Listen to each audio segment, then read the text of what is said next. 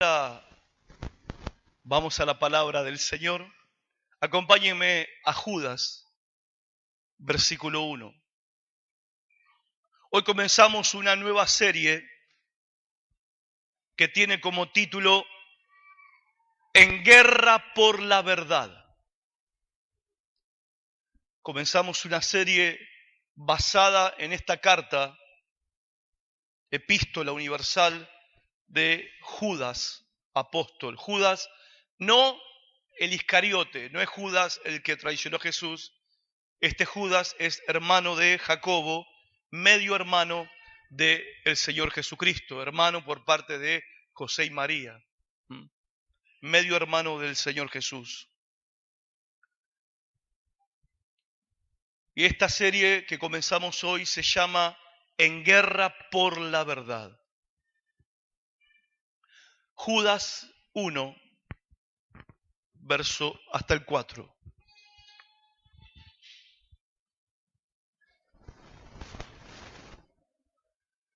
Dice Judas, versículo 1, está justo antes de Apocalipsis. ¿Lo encontró? Justo antes, la última carta antes de Apocalipsis. Dice, Judas, siervo de Jesucristo y hermano de Jacobo, a los llamados, santificados en Dios Padre y guardados en Jesucristo, misericordia y paz y amor os sean multiplicados. Amados, por la gran solicitud que tenía de escribiros acerca de nuestra común salvación, me ha sido necesario escribiros, exhortándoos que contendáis ardientemente por la fe que ha sido una vez dada a los santos, a los creyentes. Porque algunos hombres han entrado encubiertamente, los que desde antes habían sido destinados para esta condenación.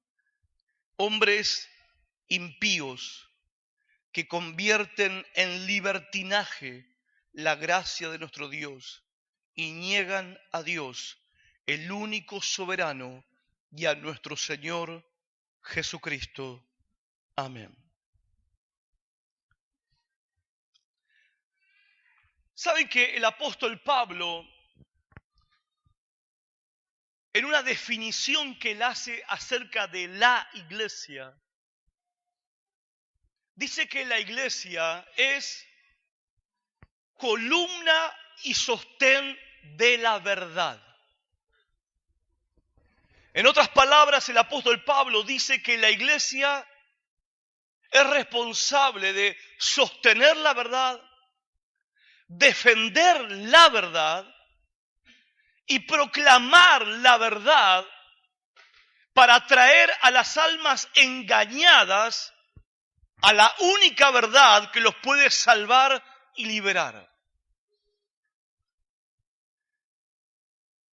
Y es tan importante la verdad, hermanos, es tan importante la verdad, que desde el principio de los tiempos, la verdad ha estado siempre bajo ataque, siempre. Desde la caída de Adán y Eva, y donde Dios comenzó a revelar su verdad, la verdad que puede salvar al ser humano del pecado, de la muerte y del infierno, desde esos tiempos, la verdad está sufriendo ataques. Satanás, por supuesto, a lo largo de toda la historia de la humanidad, ha intentado por todos los medios tapar la verdad, torcer la verdad, pervertir la verdad, distorsionar la verdad. Y cuando vemos en la Biblia y miramos en la historia, tanto el Antiguo como el Nuevo Testamento, vemos que tanto Israel como la iglesia tuvieron épocas donde se alejaron de la verdad, se desanimaron con la verdad. Y tanto Israel como la iglesia abandonaron por épocas y por tiempo su lucha por la verdad. Y Judas, está preocupado porque esa situación estaba ocurriendo en la iglesia en ese tiempo. Esta larga lucha, esta larga guerra contra Dios y la verdad de Él y su verdad, que es la única que puede salvar. En esta lucha Satanás ha usado varios instrumentos. Ha usado demonios y ha usado personas. Adivinen qué clase de instrumento le resultó más efectivo al diablo a lo largo de la historia. Las personas. Los instrumentos más eficaces que Satanás ha tenido y tiene en esta batalla contra la verdad de Dios son personas cercanas a la verdad. Personas que desde dentro de la misma iglesia, han sido la causa del mayor ataque en contra de la verdad. La iglesia a lo largo de la historia ha padecido de esta batalla interna, del enemigo interno. La oposición más grande, y esto es paradójico, pero es una verdad tremenda, la oposición más grande y el ataque más grande en contra de la verdad no ha venido desde afuera en contra de la iglesia. Ha habido ataques, por supuesto, a través del ateísmo, el materialismo, las teorías de la evolución y a través de falsas religiones y teorías y filosofías, etc. Pero el ataque más peligroso siempre ha surgido dentro de las mismas filas de la iglesia. O sea, el enemigo interno. Eso, en términos bíblicos, se llama apostasía. Apostasía es lo que define a los apóstatas. Los apóstatas, para usar un término un poco más familiar a nosotros, son los grandes simuladores del evangelio. Son los simuladores. Son los que simulan abrazar la verdad. Son los que simulan creer en la verdad. Son los que simulando usan el nombre de Cristo, simulando usan la palabra de Dios, pero en su interior no creen en Cristo, no creen en la verdad, se oponen a la verdad. Son enemigos íntimos en contra de la verdad que ellos confiesan abrazar, que ellos confesaron ayer abrazar con todo su corazón, pero son enemigos y grandes opositores, instrumentos del mismo Satanás dentro de la misma iglesia. Y otra vez, mire el versículo 4, Judas está preocupado por eso. Mire Judas, verso 4, ¿qué dice Judas? Porque algunos hombres han entrado encubiertamente. Algunos hombres han ¿qué? Entrado. Mire el versículo 12. Miren el 12. Estos son manchas en vuestros ágapes. Ágape significa reunión de amor. Esto, el culto. Son manchas en vuestras reuniones que comiendo impúdicamente con vosotros se apacientan a sí mismos, nubes sin agua. Dice Judas, están adentro y corrompen la iglesia. Él está preocupado. ¿Por qué? Porque el mayor peligro de un ejército no es el enemigo que viene contra él. El mayor peligro de un ejército es cuando dentro de sus filas hay traidores. El mayor peligro que corre un ejército es cuando dentro de sus propias filas hay desertores, hay espías que teniendo la confianza de su ejército, traicionan esa confianza trabajando para el enemigo. Y eso es lo que Judas está diciendo, te está ocurriendo esto advirtiendo a la iglesia que habían entrado en la congregación. Y él no solamente está preocupado, él quiere que la iglesia, que los hermanos también estén preocupados por eso. Y no solamente quiere que estén preocupados, Judas también quiere que nos involucremos en esta batalla para defender la verdad. Porque no es una batalla contra nosotros. No es una batalla contra mí, no es una batalla contra vos, aunque en definitiva las consecuencias negativas de esta batalla las sufren las almas que se pierden siendo engañadas con mentiras pseudo cristianas. Obviamente que el perjuicio y las consecuencias trágicas los sufren las almas que son eternas y se pierden en la condenación por seguir el engaño y no la verdad. Pero el ataque, el objetivo de este ataque es la verdad del Evangelio. Es la verdad de nuestra fe, de nuestras creencias cristianas. Y dice el apóstol Judas, él está desafiando a los creyentes, desafiando a la iglesia para que nos involucremos en esta batalla en contra de estos simuladores. En el versículo 2 lo que uno ve es que ocurre ahí un cambio de planes. Es como pasa muchas veces con los predicadores que tenemos que predicar y decimos, bueno Señor, ¿qué tengo que predicar? Dame sabiduría, guíame. Y a veces nuestro corazón se inclina por un tema o por otro tema. Me encanta a mí hablar acerca de la salvación, me encanta a mí enseñar sobre doctrina, me encanta todo eso y uno tiene la tendencia a inclinarse sobre temas como esos. Y Judas estaba justamente por escribir una carta sobre la salvación. Una carta positiva, una carta para darle ánimo a los hermanos que iban a leer esa carta, pero de repente ocurre algo, versículo 3, perdón.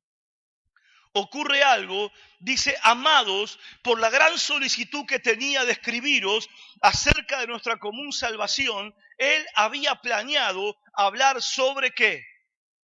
La salvación. Él va a escribir una carta sobre la salvación, pero fue interrumpido con un sentido de urgencia que tenía que escribir otra cosa. Y eso a veces nos pasa. Yo tenía planeado volver del viaje misionero y retomar el Evangelio de Juan, que lo dejé en el capítulo 9, ¿se acuerdan? Y dije, bueno, cuando vuelva al viaje voy a retomar la predicación del Evangelio de Juan. Pero como le pasa a Judas, sin querer compararme con él siente un sentido de urgencia, él siente la necesidad. Versículo 3 dice, me ha sido necesario escribirles, exhortándoles que contiendan ardientemente por la fe que ha sido dada,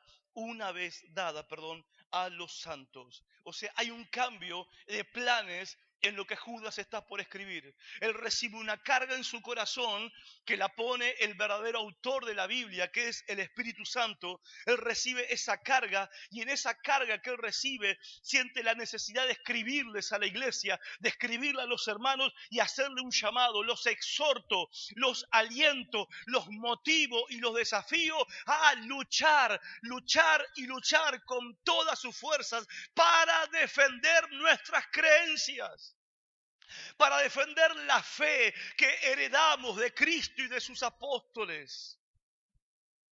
Ahora, como dijimos al principio, cuando fuimos al libro de Judas, le dije, búsquelo antes de Apocalipsis, y ahí lo encontraste, ¿verdad? ¿Por qué esta cartita tan cortita, 25 versículos, está justo antes de Apocalipsis? Parece como perdida, ¿no? Capaz que alguno quizás nunca la leyó y entiendo eso. Yo nunca la leí hasta que fui al seminario, de verdad. Nunca le presté atención. Una cartita cortita, 25 versículos. Encima decía Judas. Así que... ¿Pero por qué está justo antes de Apocalipsis? Apocalipsis es la revelación de Jesucristo acerca de su segunda venida a la tierra, ¿verdad? Y en esta revelación, que es Apocalipsis, nos relata claramente la venida de Jesús. Jesús volverá a buscar a su pueblo. Jesús volverá a buscar a su iglesia. ¿Cuándo, pastor? Jesús puede venir esta noche si quiere el Padre. porque ya no está, la iglesia no necesita que se cumplan señales para la venida de Jesús. Las señales no son para la iglesia. La iglesia está esperando, desde que Cristo se fue, estamos esperando que Él vuelva. No nos hace falta señales a nosotros para advertir la venida del Señor. Tenemos que estar despiertos solamente, esperando que Él vuelva todos los días. Él podría venir esta misma noche, en esta hora. Ahora Jesús en el Apocalipsis dice que va a volver, y va a volver. Pero Judas escribe esta carta diciendo a la iglesia que hay que pelear por la verdad. ¿Por qué? Porque lo que el Espíritu Santo nos está diciendo a través de esto, el orden de la Biblia, no es una casualidad, es que antes de la venida de Jesucristo por segunda vez, la lucha, la batalla en contra de la verdad va a ser más terrible que nunca. O sea, una de las características de previo a la venida de Jesucristo por segunda vez a buscar a la iglesia, una de esas características será el ataque perverso, terrible, que va a sufrir la verdad. Un ataque sin descanso y un ataque de proporciones globales. Porque en tiempos de Judas el ataque estaba focalizado en ciertas regiones, pero en tiempos como los que vivimos hoy, donde el mundo es global, donde las comunicaciones son globales, donde todo lo que ocurre en cualquier lugar del mundo, nosotros nos enteramos así, en menos de 5 segundos, hoy el ataque contra la verdad es masivo, es a escala mundial. Y los discípulos fueron advertidos de esto. En Mateo capítulo 7, por ejemplo, versículo 15, el Señor Jesucristo le dice a los discípulos: cuídense de los falsos profetas que vienen a ustedes con vestidos de ovejas, pero por dentro son lobos rapaces, por sus frutos los conoceréis. Ya andaban dando vuelta por ahí, Jesús se refería a los escribas y fariseos de ese tiempo. En Mateo 16:6 Jesús les dice: cuídense de la doctrina, levadura, de los fariseos y los saduceos. En otras palabras, cuídense de esas personas que parecen que son de Dios, porque sus enseñanzas corrompen y son una mala influencia. Porque ¿quiénes eran los escribas y fariseos? Eran los siervos de Dios de esa época. ¿Quiénes eran los que se vestían con pieles de ovejas? Jesús no está haciendo una metáfora diciendo: cuidado que vienen lobos disfrazaditos de oveja, para que vos te imagines un lobo escondido en un tapado de oveja. No. Cuando leemos el Nuevo Testamento y también en el Antiguo Testamento, dice la Biblia que los profetas, los hombres que tenían ministerio profético, se vestían con una ropa que era de piel de ovejas. O sea, está diciendo: cuidado con ese que tiene ropa de profeta. Cuídense de ellos. Cuídense de aquellos que dicen ser mensajeros de Dios. Cuídense de ellos. Porque su influencia es terrible. Su corrupción es terrible. El daño que pueden hacer es terrible. También Jesús les dijo: surgirán muchos falsos profetas que engañarán a muchos. Se levantarán y harán grandes señales y prodigios para engañar. Harán milagros. De ser posible, intentarán engañar aún a los escogidos. Se los advierto de antemano. Y estaban ahí en el tiempo de Jesús, fariseos, escribas y saduceos. Tipos muy, muy peligrosos. No hay tipos más peligrosos que los que dicen que vienen de parte de Dios y en realidad son emisarios del diablo. No hay tipos más peligrosos que esos. Dicen que representan a Dios, dicen que representan a la verdad, pero son enemigos acérrimos de la verdad. El apóstol Pablo, acompáñenme a 1 Timoteo capítulo 4. El apóstol Pablo escribe cartas a su discípulo Timoteo, un joven pastor de 40 años. Y en 1 Timoteo capítulo 4, versículo 1 al 2, Pablo le advierte a este joven pastor con estas palabras.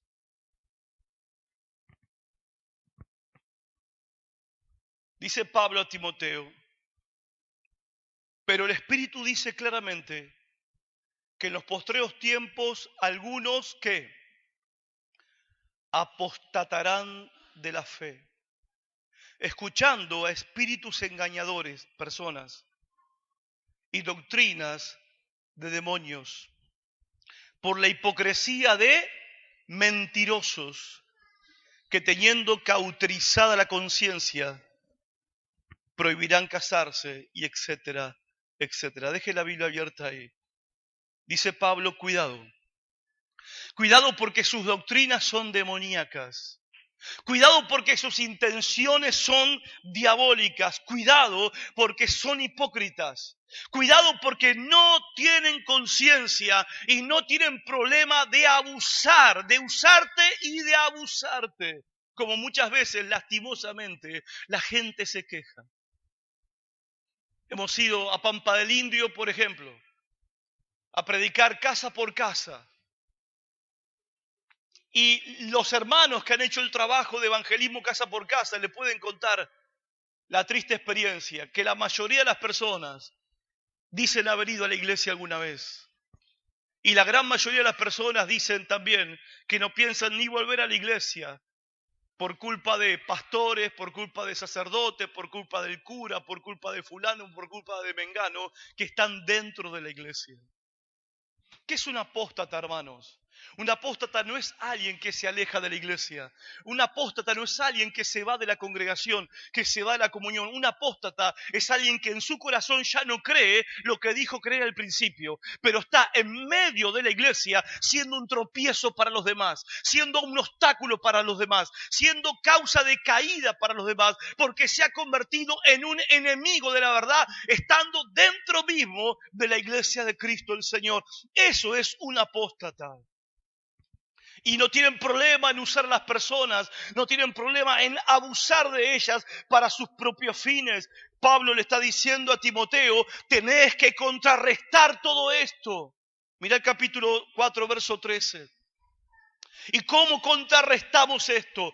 ¿Cómo batallamos contra esto? ¿Cómo peleamos contra esto? Pablo le dice a Timoteo, entre tanto que voy, ocúpate en la lectura, la exhortación y la enseñanza.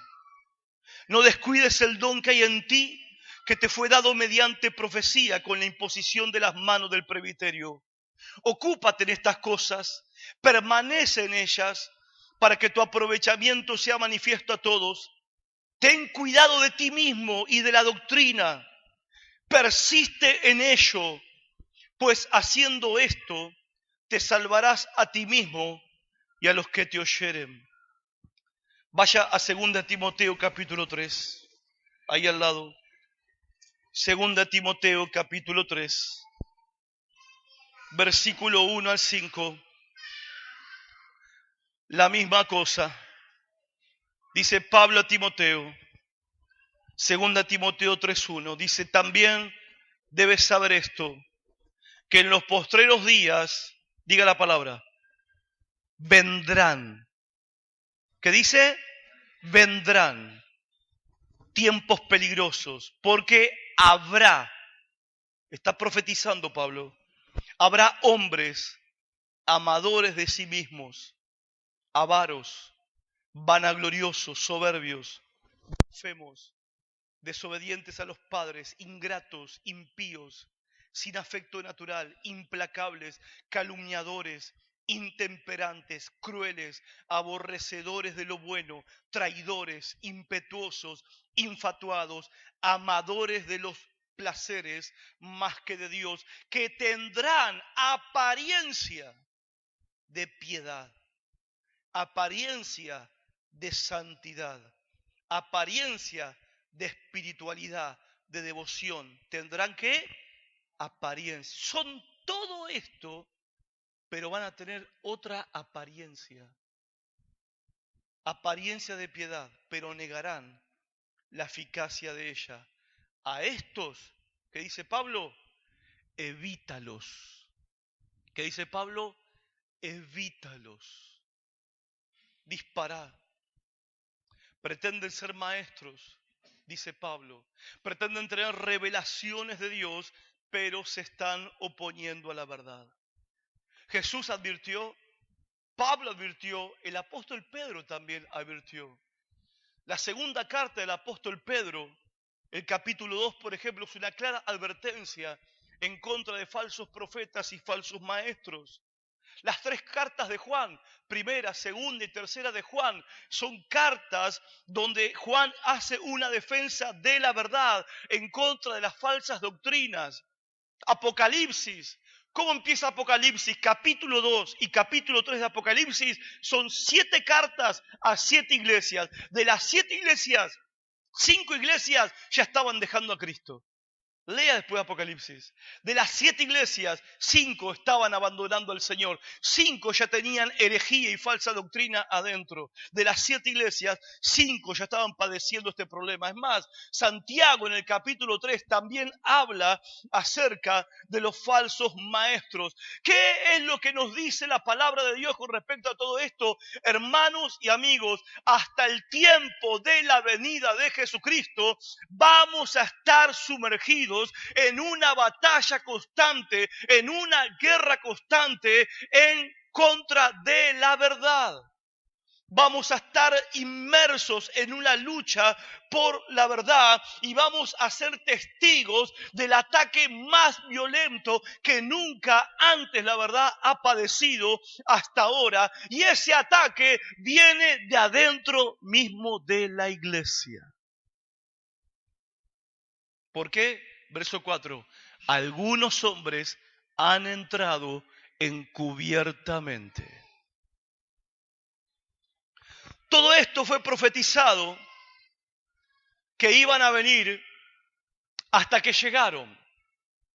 Hay un texto en Lucas 18:8 donde Jesús dice, cuando yo vuelva, ¿se acuerda el texto ese que dice, cuando yo vuelva, encontraré fe en la tierra? ¿Se acuerda ese versículo? Cuando el Hijo del Hombre vuelva, cuando Jesús en su segunda venida regrese, ¿va a encontrar fe a la tierra? ¿En la tierra? Escuchen, desde la caída de Adán y Eva, el mundo ha estado esperando por miles de años que llegue la verdad de Dios, salvadora. Y un día, 4000 años después de la creación, Dios mandó a su Hijo, la verdad se hizo carne en Jesucristo. Jesucristo abrió su boca y de su boca salió la verdad. ¿Cuál fue la reacción de las personas al escuchar la verdad, al recibir la verdad? ¿Cuál fue la reacción? Si tenemos que medir la reacción de las personas por la cantidad de gente que había en el día de Pentecostés, ¿cuánta gente había en el día de Pentecostés esperando el Espíritu Santo? ¿Cuántos? 120. Después de que multitudes fueron sanadas, multitudes fueron liberados, muertos fueron resucitados, multitudes comieron pan y pescado, multitudes vieron sordos oír, ciegos ver, paralíticos caminar, multitudes fueron perdonados sus pecados, multitudes recibieron misericordia, multitudes recibieron liberación de ataduras demoníacas y de posesión satánica. Pero llegamos en el día de Pentecostés, 50 días después de la Pascua, y vemos solamente 120 discípulos fieles esperando la promesa del Espíritu Santo. La verdad vino, la verdad tan esperada, la verdad acerca de la salvación, salvación del pecado, salvación de la muerte, salvación del infierno. Esa verdad por fin llegó y cuando esa verdad vino en una persona, Jesucristo, abrió su boca, habló la verdad y fue rechazado. Jesús, mejor dicho, Juan capítulo 1 dice, a los suyos vino y los suyos no le recibieron. Habían pasado, hermanos, apenas unos días de su resurrección y solamente había 120 esperando al Espíritu Santo en días de Pentecostés. Pablo mira el futuro y ¿qué está haciendo Pablo cuando ve el futuro proféticamente? Él ve que la apostasía está por venir. Una apostasía que según dice él, en 2 Tesalonicenses 2:3, le va a preparar el terreno al anticristo para su llegada. Dice, la gente no soportará la sana doctrina, van a querer escuchar palabras bonitas y habrá muchos predicadores que se las van a decir. El apóstol Pedro dijo que vendrán falsos maestros, van a venir, van a introducir encubiertamente herejías destructoras y negarán al Señor que los rescató. Entonces, ¿qué vemos? Vemos a Jesús advirtiendo, diciendo, van a venir. Vemos a Pablo advirtiendo a la iglesia, diciendo, van a venir. Vemos al apóstol Pedro advirtiendo a la iglesia, diciendo, van a venir. Y cuando vemos al apóstol Juan en sus 3 cartas, lo que está diciendo Juan es, van a venir y más vale que te prepares amando la verdad, aferrándote a la verdad y preparado para discernir la verdad de la mentira. Pero cuando llegamos a Judas ya no dice van a venir. Judas dice ya están aquí. Y eso es lo tremendo de la carta de Judas. Lo que hace de la carta de Judas algo impactante y tan importante en el Nuevo Testamento. Porque Judas ya no dice van a venir. Judas dice ya llegaron y están entre nosotros. Están aquí. Por eso Jesús preguntó en Lucas 18, cuando dijo, cuando venga de nuevo a la tierra, ¿encontraré fe? ¿Por qué hizo esta pregunta? ¿Qué está diciendo el Señor? Cuando vuelva, ¿encontraré verdaderos creyentes?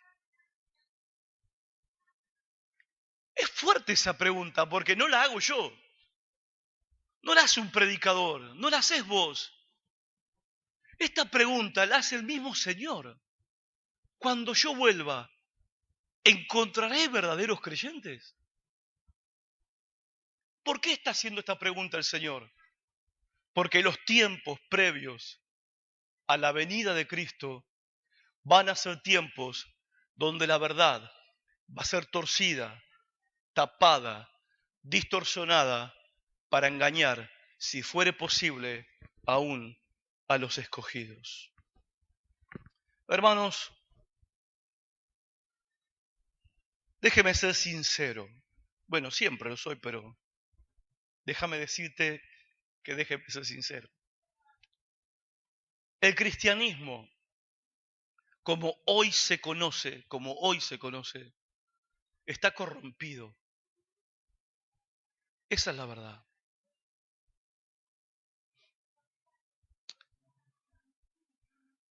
Parece que se viven 2 realidades espirituales totalmente opuestas entre sí. Por un lado vemos eventos multitudinarios, multitudes aglomeradas en grandes eventos, anunciando las cosas más maravillosas que están ocurriendo y que van a ocurrir mayores todavía. Anunciando la llegada, la venida, o anunciando la llegada que el avivamiento ya llegó. Pero apagás la tele, apagás enlace, apagás el internet y recorre las iglesias, las grandes y pequeñas. Recorre las iglesias de Concordia, cruzá Salto y recorre las iglesias de Salto. Anda al Chaco y fíjate cómo están las iglesias y los hermanos en el Chaco. Anda al Paraguay y fíjate el estado espiritual en que se encuentran la iglesia en Paraguay. O decís, o yo estoy viendo otra película, o yo estoy viendo un canal diferente, o lo que me están diciendo por la televisión y por el internet no es verdad. Cuando vos ves las iglesias, como contaba el caso de este pastor en el Impenetrable, que él predica lo que no entiende, porque lee la Biblia y no la entiende, y no lo culpo, porque no es culpa de él, porque el que lo ganó no se ocupó en discipularlo y enseñarle. Y creo que nosotros tenemos una tarea con respecto a eso, porque nosotros no vamos a poder ganar 3.600 millones de personas, no vamos a poder. Nosotros solos no vamos a poder. Pero si nosotros ayudamos las iglesias que están plantadas, esas iglesias van a impactar a su comunidad. Y si somos 100, y bueno, cada uno puede ir a un pueblo diferente, a una iglesia diferente, y 100 iglesias pueden ser bendecidas para que impacten a su comunidad. Pero si ves, como me ha pasado en este viaje en el Paraguay, escuchar lo que se escucha, lo que se dice, bueno, no hay que ir más lejos, ustedes mismos también son testigos de esto. Nos pasó en el último viaje al Chaco, cuando se invitó a un evangelista a predicar la palabra de Dios para que la gente se convierta a Cristo, y no mencionó ni el pecado ni el arrepentimiento y nunca habló de la cruz. ¿Cómo se predica un evangelio sin llamar al arrepentimiento, sin denunciar el pecado y sin hablar de la cruz de Cristo? ¿Qué evangelio es ese? ¿Qué evangelio? Y el fruto de ese evangelio, ¿se puede llamar cristianismo bíblico? Es triste lo que estoy diciendo, pero no creo que me esté equivocando. El cristianismo que nosotros conocemos hoy es una distorsión, por no decir otra palabra más fuerte, del verdadero cristianismo bíblico. Yo sé que para algunos el cristianismo que ustedes conocen hoy es lo normal, porque ustedes se convirtieron en este ambiente cristiano evangélico. Entonces, claro, vos escuchás lo que dice fulano en la Plaza Urquiza, que la tierra gobierna el cielo y no el cielo gobierna la tierra. Claro, vos te convertís en un ambiente como ese y vos decís, bueno, debe ser así. Es una herejía, es una falsa enseñanza, totalmente. ¿Cómo la tierra va a gobernar el cielo? Como si la tierra gobierna el cielo, la tierra es un desastre, entonces el cielo ¿cómo está?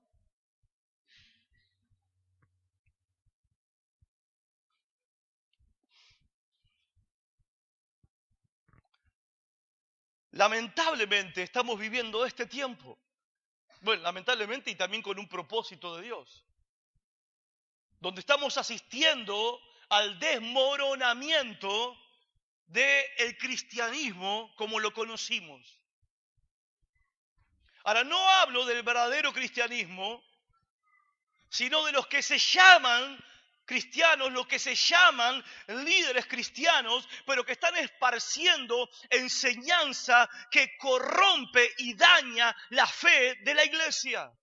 Enseñanzas nuevas que si son nuevas no son verdad. Escúchenme, en la teología, y la Biblia es pura teología, la Biblia, cuando habla de Dios, está haciendo teología, porque teología es el conocimiento de Dios.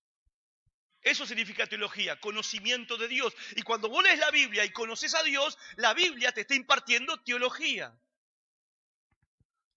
En la teología, lo que es verdad no es nuevo. Y todo lo que es nuevo no es verdad. Porque dice Judas que tenemos que pelear la batalla por la fe que ha sido dada una vez a los santos. Una vez fue dada. Dios no dio una verdad acá y después se tomó 2000 años para ir tirándonos nuevas verdades que no caben, que no cabieron, que no cupieron, que no entraron en este libro. Toda la escritura, dice Pablo, es inspirada por Dios, toda, y es útil para enseñar, para corregir, para exhortar, para redarguir. Toda la escritura es útil. Jesucristo dijo, santifícalos en tu verdad, tu palabra es verdad. Y todo esto de lo nuevo, si es nuevo, no es verdad, no es verdad, porque la verdad no es algo nuevo. La verdad es una revelación que ha sido dada una vez para siempre. Porque si lo nuevo que está, las verdades nuevas que están apareciendo son verdad de Dios, hay que agregarla a este libro. ¿Cuánto me están entendiendo? Supongamos que en África o en Europa o en cualquier lugar del país del mundo, en cualquier ciudad, Dios está hablando cosas nuevas aparte de este libro. Yo quiero saber lo que Dios está... Capaz que Dios está diciendo, bueno, muchachos, disculpen, no era por fe la salvación. Era por fe en la época de Pablo y de Pedro, pero ahora ya no es más por fe. Ahora, aparte de la fe, hay que dar una doble ofrenda. Por ejemplo,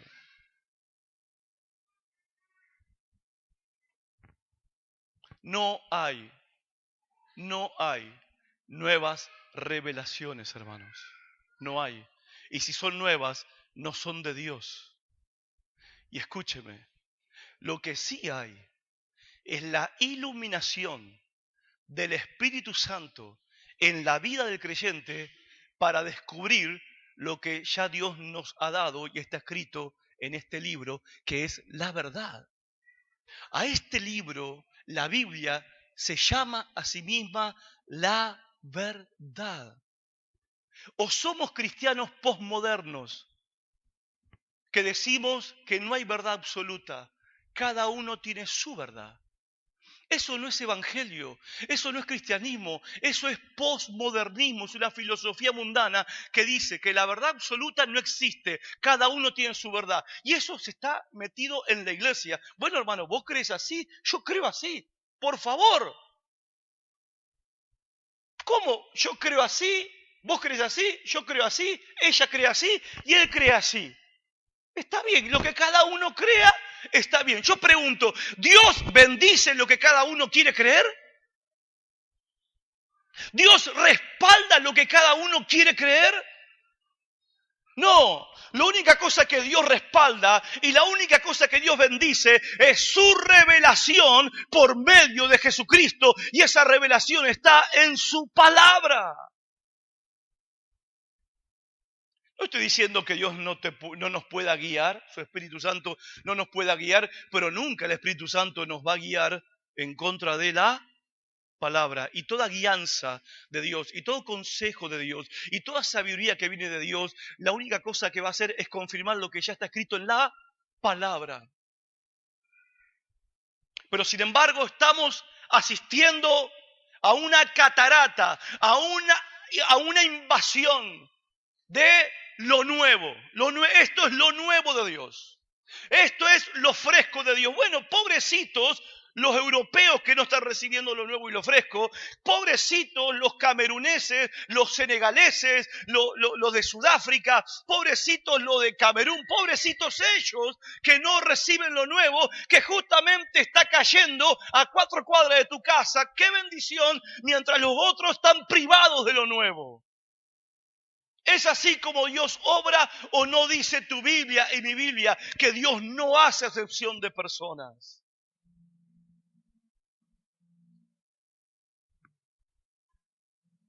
Dijo una hermana, después de venir el jueves de la Plaza Urquiza, ay, estoy feliz, contento. ¿Por qué? Contenta, ¿por qué? Porque no debo más plata a nadie. ¿Y por qué no debe más plata a nadie? Porque dijo un pastor ahí, cancelada todas las deudas, hermana. ¿En serio? ¿En serio? ¿De verdad? Cuando llegue la boleta tarjeta naranja, arrependela. ¿Viste? Porque la mandó el diablo entonces. Si te llega la boleta a la luz, arrependela porque la mandó el diablo. ¿Tenemos que salir a la Plaza Urquiza para hablar de cancelación de deudas, de dinero? Yo, la verdad, lamento haberlo invitado a todos ustedes a la Plaza Urquiza para ir a orar. Lo lamento. Uno siempre le pone ficha y uno siempre está, bueno, me conocen la mayoría, y apostando a que... Pero está difícil la cosa. O cerramos este libro meto mi conciencia en el freezer y hago de cuenta que no importa lo que se diga, no importa lo que se enseñe, no importa lo que se predique, está todo bien igual. Somos todos hermanos igual. Dijo el apóstol Pablo, no hay otro evangelio, no hay otro evangelio. Y si están recibiendo otro evangelio, están recibiendo otro espíritu y no es el Espíritu Santo. No es. Y saben, esto ya es una plaga lo que está pasando, porque no solamente los famosos son una fuente incansable de nuevas revelaciones, de falsas enseñanzas, sino los desconocidos también. Porque te vas a la selva de Piribehuí y vas a encontrar pastores, hermanos, ignotos, desconocidos, queriendo ser conocidos, entonces haciendo lo que ven hacer a otros. Porque quieren tener el éxito que tienen esos otros. ¿Motivados por qué, pastor? Y bueno, mayormente la motivación son dos, la fama y el dinero. La fama y el dinero.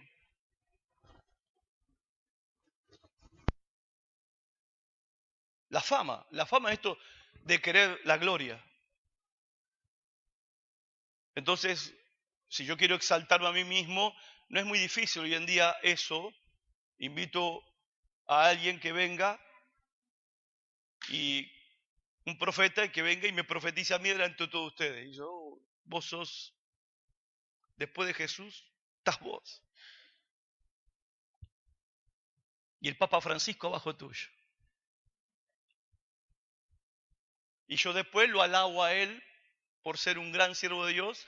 Y él me profetiza a mí que soy un recontra siervo de Dios. Y después yo le digo a la gente que le dé un aplauso al gran recontra siervo de Dios. Y él después me profetiza que yo soy un super archi recontra siervo de Dios. Eso en la selva allá. En la selva allá.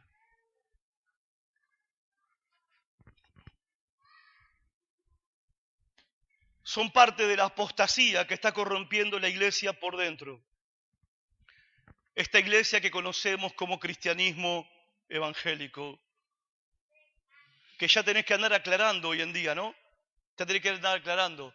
¿Vos sos evangélico? Sí, soy evangélico. Ah, vos sos eso de pare de sufrir. No, eso no, eso no. Ah, vos sos evangélico. Ah, vos sos eso de que... No, eso no, tampoco. Ah, vos sos evangélico, eso que en el culto levantan 5 ofrendas. No, eso tampoco. No, eso, soy evangélico, pero de esos no. Pero vos sos evangélico, eso que revolean los bancos para arriba y... No, ese tampoco. Y al final te decís, no, de ese no, de ese no, de ese no, de ese no, de ese no. Ore por mí, tengo una crisis de identidad, ¿viste?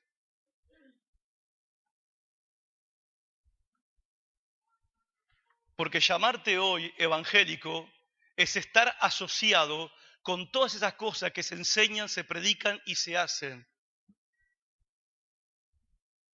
En público y por televisión y por internet. Ah, ustedes son eso evangélico como el músico cristiano que canta con las vedettes. No, eso no. No, los músicos de nuestra iglesia no hacen eso, no, eso no. Pero ellos son evangélicos, sí, pero nosotros, y ya no sabe cómo explicarlo. No sabe cómo explicarlo.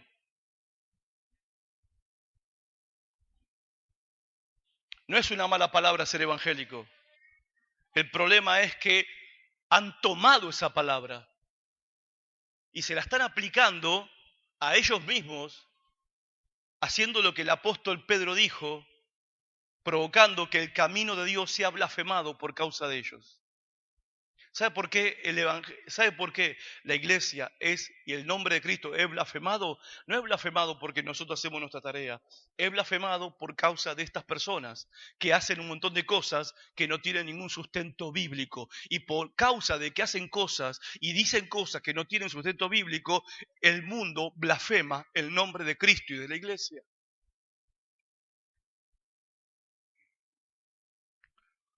Pablo lo describe de esta manera. Según de Tesalonicenses 2:10, y dice, y con todo engaño de iniquidad, para los que se pierden, por cuanto no recibieron el amor de la verdad para ser salvos. Escuchen, dice, no recibieron el amor de la verdad para ser salvos. No se puede ser salvo aparte de la verdad. No se puede ser salvo creyendo otra cosa que no sea la verdad. No es que uno es salvo por hacer una oración. Nadie es salvo si está creyendo incorrectamente. Si me predican un evangelio distorsionado y yo me convierto a ese evangelio, no soy salvo. Todavía estoy perdido. Todavía mis pecados no fueron perdonados. Porque Dios no ve la buena intención de mi corazón al momento de pasar al frente. Porque cuando paso al frente estoy respondiendo al mensaje que estoy escuchando. Y si el mensaje que estoy escuchando no es el verdadero evangelio, me estoy convirtiendo en una mentira que no salva, no tiene poder, no transforma, no santifica. Y por eso tenemos multitud de personas en las iglesias que dicen que son creyentes y no viven como creyentes. ¿Por qué? Porque están creyendo la cosa equivocada.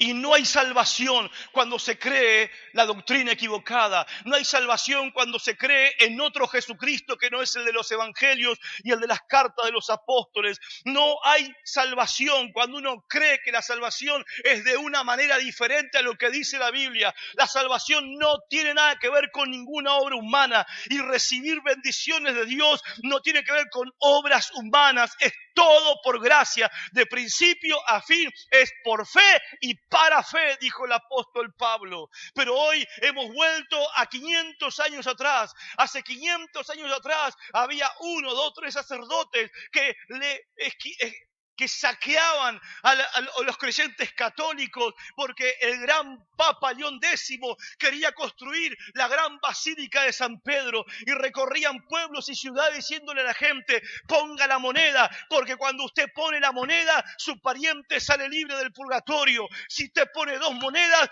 te doy un papel con un certificado que todos tus pecados están perdonados. Y hasta que Dios levantó un hombre llamado Martín Lutero, un monje católico, que Dios le abrió el entendimiento para entender que la salvación es por fe y nada tienen que ver las obras, que no se puede comprar la bendición de Dios, que no hay ninguna clase de pacto con Dios, que ni hay ninguna clase de transacción con Dios, no hay nada que valga con Dios porque estamos destituidos de su gloria. Es todo por gracia y favor y misericordia de un Dios que ama a sus elegidos. Pero 500 años después están los mismos, nada más que ya no hay 2 o 3 sacerdotes, hay millares. Millares mangueándote en las reuniones, millares mangueándote por televisión, millares mangueándote plata por internet, mangueándote plata por la radio, mangueándote dinero para que recibas la bendición de Dios. Es la misma mentira de hace 500 años atrás, disfrazada de revelación nueva de Dios. Y esos personajes son apóstatas. Son hombres que se han metido encubiertamente dentro de la iglesia y por causa de ellos el evangelio, el camino de Cristo está siendo blasfemado por el mundo. No está siendo blasfemado por los misioneros que van al África, por los misioneros que van al Asia, por un montón de hermanos nuestros que pierden la vida por la persecución por causa de Cristo. No, nadie blasfema el evangelio y el cristianismo por causa de esa gente santa, pero el evangelio es blasfemado por todos los sinvergüenzas que hay en medio nuestro. Eso está pasando aquí y ahora en medio nuestro. Yo no tengo problema en sufrir persecución por la verdad. No tengo problema en sufrir persecución por causa de Cristo. No tengo problema en sufrir persecución por servir al Señor. Pero andar soportando persecución porque un par de sinvergüenzas andan haciendo chanchadas y macanas, ¿qué va a hacer? La tenés que masticar, pero también podemos hacer otra cosa, hablar la verdad y comprometernos todos nosotros en pelear y dar batalla por la verdad del evangelio. Judas, la carta de Judas es como, ¿qué hora es? Prometo terminar. La carta de Judas es como la secuela de Segunda de Pedro. ¿Vieron que apareció ahora Rápido y Furioso 8? Bueno, Segunda de Judas no es Rápido y Furioso Judas es malos y burladores 2. Anda conmigo a Segunda de Pedro, por favor. Segunda de Pedro. Judas es la secuela de Segunda de Pedro. Judas fue escrito apenas unos años después de Segunda de Pedro, antes del año 70 después de Cristo, donde cayó Jerusalén. Antes de la destrucción de Jerusalén, Judas escribió esta carta. Apenas después, un par de años después, que Segunda de Pedro fue escrita por el apóstol Pedro. Mira lo que dice Pedro en el capítulo 3, versículo 3. ¿Lo tiene? Sabiendo primero esto, que en los posteriores días vendrán. Él está avisando, van a venir. ¿Vendrán qué? Burladores. Burladores, andando según sus propias concupiscencias. Capítulo 2, verso 1. Capítulo 2, verso 1. Pero hubo también falsos profetas entre el pueblo, como habrá, tiempo futuro, entre vosotros, ¿qué? Falsos maestros, que introducirán encubiertamente herejías destructoras y aún negarán al Señor que los rescató, atrayendo para sí mismos destrucción repentina. ¿Qué está haciendo Pedro acá en el versículo 1? Pedro está mirando el Antiguo Testamento y dice, allá en el Antiguo Testamento hubo falsos profetas, y ahora está mirando el futuro, dice, y habrá falsos maestros entre ustedes. O sea, de la misma manera que entraron encubiertamente en el Antiguo Testamento, de la misma manera van a entrar encubiertamente en este tiempo que está por venir. ¿Y cómo van a entrar? De la misma manera que entraron la vez pasada, se van a infiltrar entre el pueblo de Dios. Van a llegar a los púlpitos, van a llegar a los seminarios, van a escribir libros, van a cantar canciones, van a grabar CDs, van a grabar videos, van a usar todos los medios disponibles, esparciendo su veneno en contra de la verdad pura del Evangelio. Y lo peor, capítulo 2, versículo 2, y lo peor, lo que más duele, lo que es triste y que verdad, hermano, te desalienta. Le digo, volví del viaje el martes tuve clase y bueno, llovió, vinieron pocos alumnos, mejor, hermano, porque me tuvieron que resucitar. Dije, disculpen que voy a hacer catarsis. Hice catarsis, porque estaba realmente desanimado, realmente desalentado. Los hermanos decían, pastor, va todo bien. No me consolaban. ¿Viste cuando no querés que te console nadie porque estás inconsolable? Pero no podía seguir viviendo así toda la semana. Me echan de casa. Así que el otro día digo, Señor, ayúdame. Y el Señor me dio una palabra, hermano. Algún día se la voy a compartir. Me dio una palabra, me levantó mi espíritu, hermano. Me levantó mi espíritu y acá estoy. Gracias a Dios. Pero ¿qué es lo peor? Versículo 2, capítulo 2, verso 2. Y muchos seguirán sus disoluciones. ¿Cuánta gente va a seguir esto? ¿Cuánta gente va a seguir esto? ¿Cuánta gente va a seguir a estas personas? ¿Cuánta gente va a seguir estas doctrinas? ¿Cuánta gente van a seguir estas iglesias? Muchos. La verdad, a veces miro, Señor, yo sé que no soy nada, pero mándamelo, yo le voy a predicar la verdad. Me comprometí con el Señor a decir la verdad, aunque me tiren piedras. De verdad, guste o no guste. Y es desalentador ver a muchos. Y dice el versículo 2, por causa de los cuales el camino de la verdad será ¿qué? Dicho y hecho, hermanos. Es por causa de estos personajes dentro de la iglesia que el camino de la verdad, está siendo blasfemado. El mundo dice, ustedes predican la verdad, no me diga, yo conozco a este, conozco a este, ¿qué verdad tienen ustedes? Eso es lo que está pasando. Avergüenzan el evangelio y lo hacen dentro de la iglesia con esa actitud, atacando la verdad.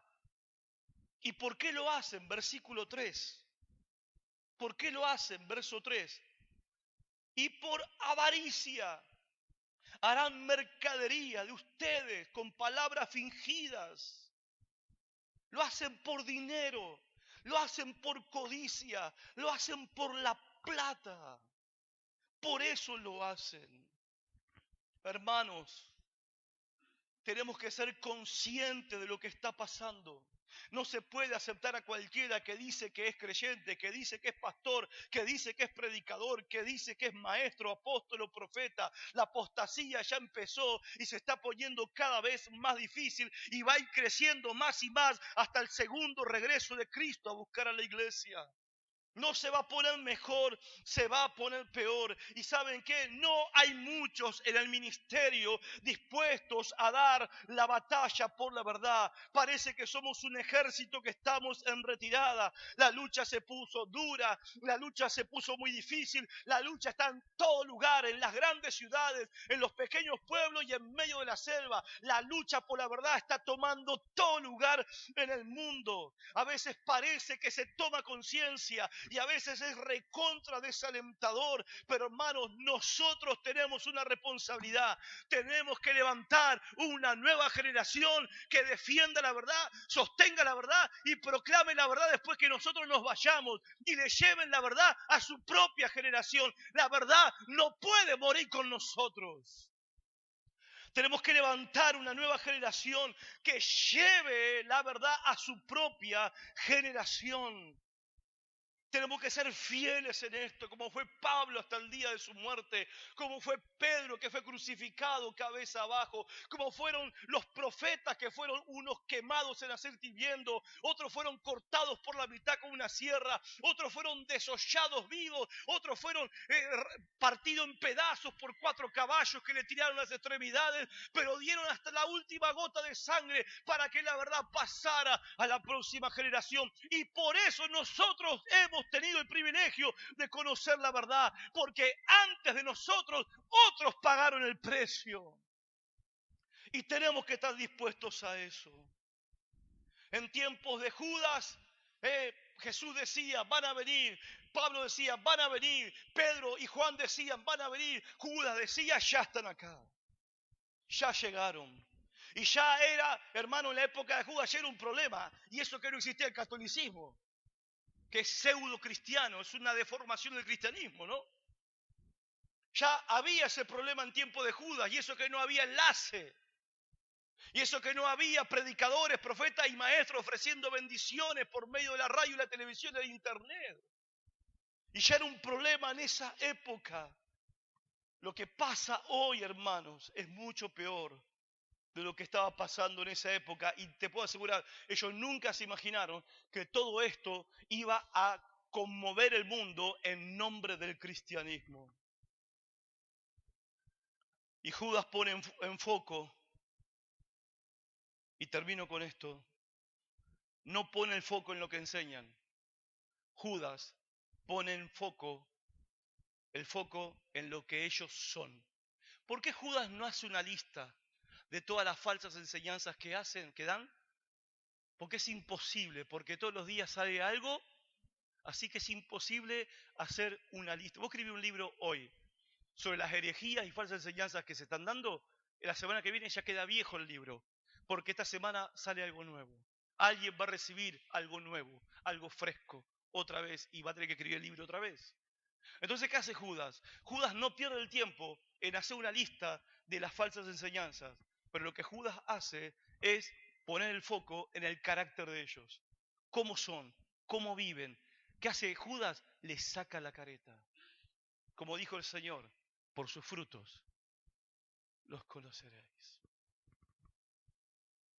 La pregunta no es si estos personajes van a venir, ya vinieron y están, y más que antes. La pregunta es si nosotros, como iglesia, vamos a aceptar el desafío de unirnos a sostener, defender y proclamar la verdad en nuestra generación. ¿Cómo empieza la batalla? Tranquilo, versículo 1 dice que nosotros somos llamados, santificados y guardados en Jesucristo. Podés entrar a la batalla tranquilamente, porque Dios te llamó, Dios te ama y Dios te va a guardar en Cristo. ¿Y cómo termina la batalla? Verso 24, aquel que es poderoso para guardarte sin caída, Él te va a guardar sin mancha, espíritu, alma y cuerpo, con gran alegría. La victoria final ya está decretada a favor del Cristo y a favor de su iglesia. No tenemos que tener miedo a ser heridos en la batalla. Hay gente que dice, no me quiero meter, tengo miedo de que... Hermanos, ¿qué dice acá la palabra? Dios es poderoso para guardarte sin caída. Dios es poderoso para que no caigas en la batalla. La pregunta no es si Dios nos va a guardar. La pregunta es si nosotros vamos a subir el desafío de pelear por la verdad del Evangelio. Amén. Te invito a ponerte de pie. Y vamos a orar.